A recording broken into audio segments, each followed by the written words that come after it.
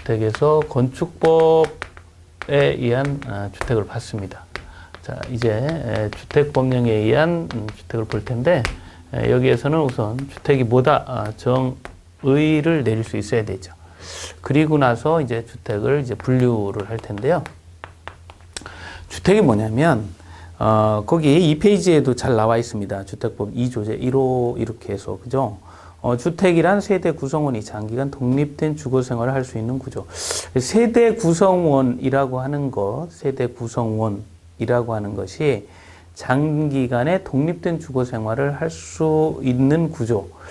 이런 형태를 우리가 이제 쉽게 이해할 수 있는 부분은 뭐 펜션이나 콘도, 여관, 모텔, 뭐 호텔 이런 것하고는 좀 다르다라는 거예요. 잠을 주무시고 하는데 그죠? 그래서 이런 것과는 좀 다른 형태의 구조다라는 부분을 이야기를 하고 있고, 그리고 그 외형, 우리 이제 그 공간을 이야기할 때는 건축물의 전부 또는 일부 및 그 부속 토지를 말한다 이렇게 얘기를 합니다. 그래서 우리가 이제 정의를 내릴 때는 건축물의 전부 또는 건축물의 일부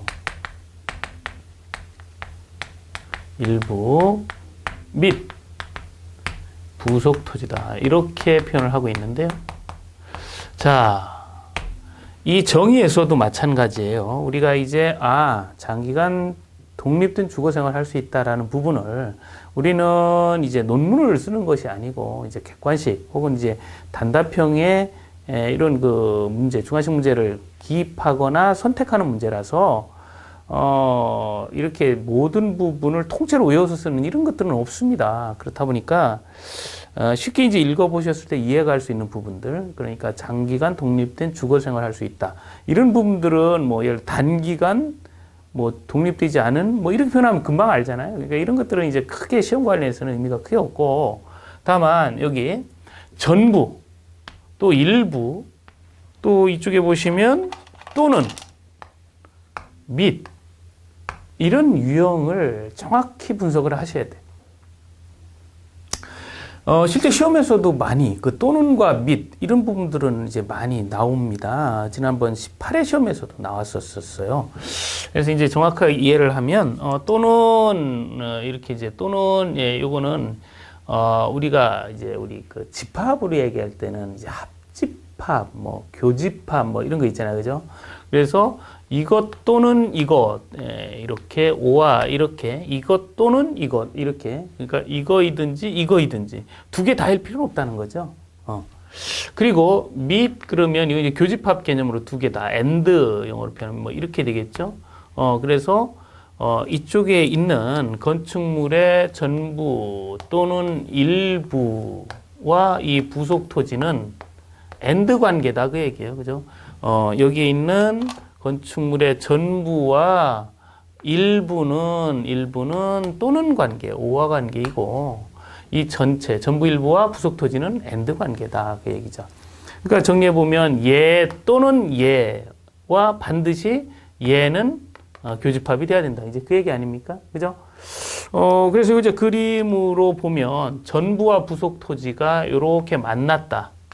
이거 여러분 잘 아시는 일반적인 주택의 단독 주택의 형태가 나오게 됩니다. 그죠? 그래서 이렇게 이제 단독 주택은 이 부속된 토지와 이 건축물 하나 이 전부와의 결합이라고 볼 수가 있죠. 이라고 그죠? 그래서 요건 다시 쓰면 요거는 단독 주택이다 이렇게 이야기할 수 있고요. 건축물의 일부와 부속 토지의 개념을 보면 건축물의 일부니까 이 건축물 자체가 하나의 건축물인데 이렇게 이제 수개로 구분이 되어 있다라는 의미죠. 그래서 이 건축물의 일부, 이 일부와 그 부속 토지와의 이러한 결합. 이건 뭐 여러분 잘 아시는 것처럼 이걸 뭐라 그래요? 그렇죠. 공동주택이라고 하죠. 자, 그래서 여러분들 그 정의에도 부속 토지를 말한다. 그리고 이를 단독주택과 공동주택으로 구분한다. 이렇게까지 표현을 하고 있습니다. 자, 그런데 여기에서 이제 숨겨져 있는 내용을 조금 들여다보면, 이렇게 건축물의 전부와 부속 토지, 또 일부와 부속 토지 이런 개념인데 이 전부 일부는 어떤 의미를 가지고 있냐면 전체적으로 봤을 때는 소유의 개념을 이야기를 합니다. 소유. 소유. 그러니까 이 소유가 이렇게 온전한 소유권을 가지고 있느냐 아니면 이렇게 구분 소유권을 가지고 있느냐 그 얘기를 하고 있는 거예요. 이거는. 그래서 이 건축물의 일부와 부속 토지의 결합은 소유의 관계가 구분 소유의 관계가 있기 때문에 실제로 이해 소유자와 이해 소유자 건축물은 하나여도 소유자가 다 다르죠. 소유자가 다릅니다. 이건 이제 전유 부분이라고 이야기를 하고 또 공유인 부분이 또 있어요. 그죠? 공유인 부분. 그럼 이 공유인 부분. 그래서 이 전유 부분과 공용 부분. 이 공용 부분은 공동으로 사용하는 부분. 뭐 법적으로 얘기하면 공유인 부분. 이건 이제 사용적인 측면이고 이건 이제 법적인 측면이에요. 어쨌든 이 공동주택은 전유 부분과 공유 부분이 있다라는 거죠. 단독주택은 그렇지 않다라는 겁니다. 전부 소유권을 가지고 있다. 그래서 그러면 여기는 이제 전유 부분만 있죠. 그러니까 이 전유 부분은 소유자가 잘 관리를 할 테고, 그러니까 신경 안 써도 되고, 여기도 전유 부분은 소유자가 알아서, 입자가 알아서 관리를 할 테니까 신경 안 써야 되는데, 문제는 여기죠, 여기. 이거 누군가가 관리를 해줘야 될 거 아니냐, 이렇게 되는 겁니다. 그래서 이 공용 부분 관리를 위해서 법적으로 공유 부분을 어떻게 처리 관리할 것이냐에 관련해서 이제 관리의 필요성이 대두가 되는 거죠. 이제 전문가가 관리를 해야 되겠죠. 예, 이렇게 이제 접근이 됩니다. 자, 이게 주택에 대한 이야기예요. 주택에 대한 이야기. 자, 그럼 이제 분류를 할 텐데요. 그럼 이제 주택을 분류를 하면 첫 번째, 뭐 여기 나와 있는 주택. 이것도 이제 하나의 주택도 주택법상 주택이죠. 두 번째, 준주택이라는 형태가 있어요.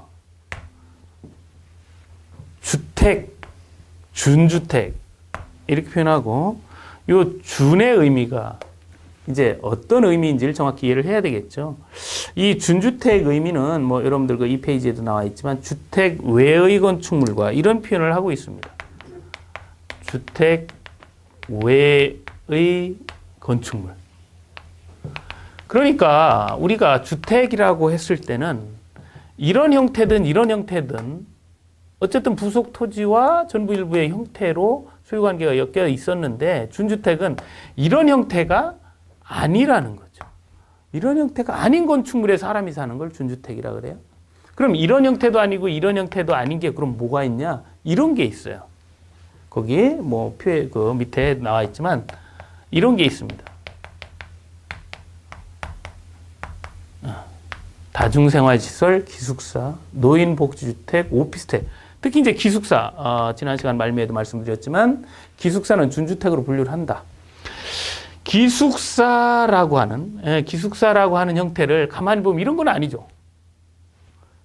이렇게 보여지지만 이건 아니잖아요. 여기 101호 뭐 기숙사에 사는 사람들이 소유를 갖지는 않잖아요. 이것도 아니고 이것도 아닌 거죠, 기숙사. 이런 형태다 그 얘기예요. 그런 게 준주택이라고 부르고 다중생활시설, 기숙사, 노인복지, 오피스텔 이런 게 있다. 자, 그럼 여기서 이제 여러분들 이제 학습을 하실 때도 마찬가지인데 이렇게 이제 2개, 3개 이렇게 되는 거 이제 암기하는 데는 뭐 제가 암기는 뭐 크게 여러분들 뭐 크게 도움이 되지 않고 굳이 암기하실 필요는 없다 이런 말씀 많이 드렸고요. 꼭 필요한 부분들이 있습니다. 그죠? 4개 있으니까 이 중에 다른 거 하나 집어넣고 찾아봐라. 뭐 이제 아주 간단한 문제로 나올 수도 있는데 이렇게 이제 염려가 되는 부분이 있거든요. 정말 암기가 필요한 것들 이런 것들은 다 우리가 이제 이런 거 머리 글자라 그러잖아요. 머리 글자로 다 정리를 하니까요. 또 이것도 염려 안 하셔도 돼요. 다생기노 약간 그 사투리로 이야기하면 경상도 버전이 되네 그죠?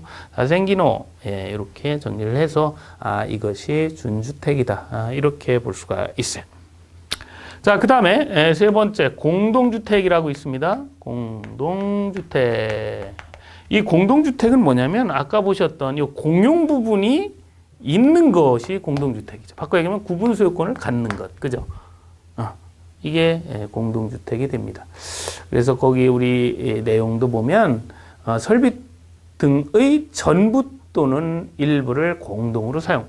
공동으로 사용, 공용이라는 부분이 있죠. 이렇게 이야기할 수 있고, 이 공동주택은 건축법령상 아연다기 중에 기는 준주택으로 갔으니까 아연다만 와야 되겠네요. 그죠?